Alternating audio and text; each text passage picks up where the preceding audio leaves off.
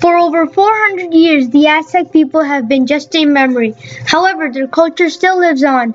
The Aztecs were a powerful nation. They were the first to educate children, no matter their position in society. The Aztecs were also very skillful in art. But unfortunately, the Aztec Empire, like all other empires, had an end. How did the family you were born in affect the government? In the Aztec Empire, the family you were born in affected the role you played in society. The Aztec nobility highly affected their government. For example, if you were born in a farmer's family, you would probably only be a farmer. Nobility in the Aztec Empire would tell if you would enter a calpulli. A calpulli was a group of noble families that had their own council.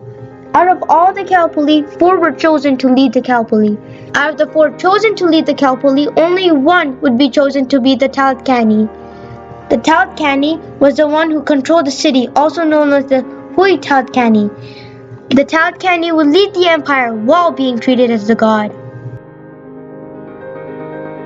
Why was art important in the Aztec Empire?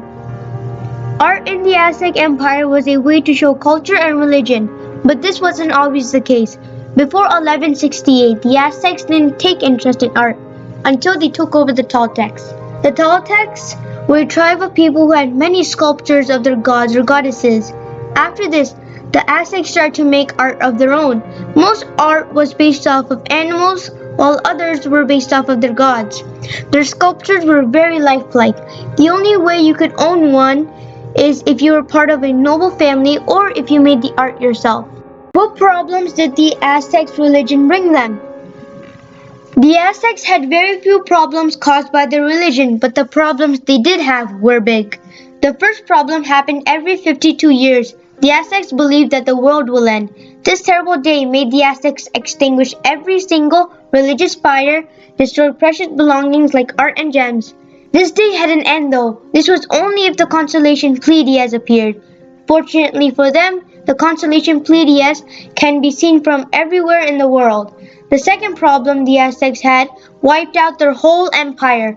The Aztecs would usually capture their enemy and sacrifice them to their gods. When they fought with the Spanish, they captured some of them.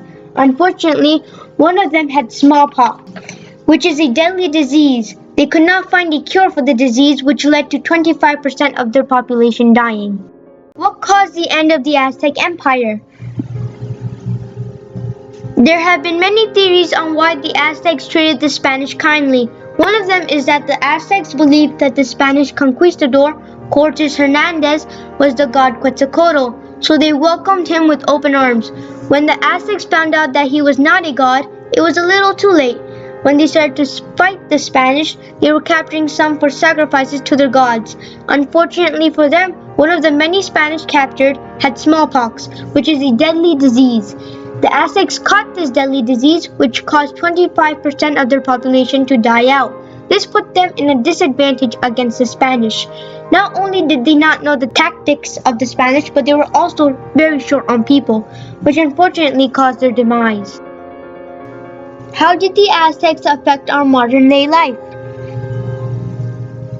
The Aztecs affected modern-day life in many ways. For example, the Aztecs were the first to educate children no matter their position in society. Many of the Aztecs' diet is still used today in some parts of Central America.